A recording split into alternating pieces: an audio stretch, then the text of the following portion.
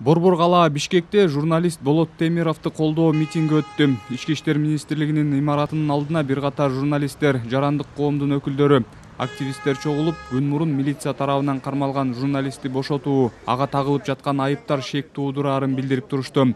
Чогулгандардын алдына Ички иштер министрлигинин тергөө кызматынын башчысы Сапарбек Аманкулов чыгып, Болот Темировго козголгон кылмыш ишинин тегерегиндеги жагдайлар боюнча маалымат берип, жана бир катар журналисттердин суроолоруна жооп берди.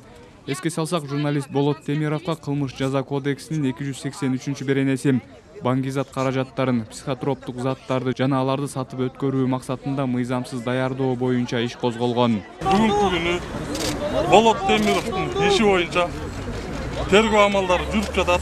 Аны жалпы коомчулук билет. Бүгүнкү күнү Болот Темиров эч жакка кетпөө тил каты менен чыгарылды. Азыр мыйзамдуулугу сотто текшерилет. Ички иштер министрлиги тергөөнүн болгон жүрүшүн көзөмөлгө алды бүгүнкү күндө.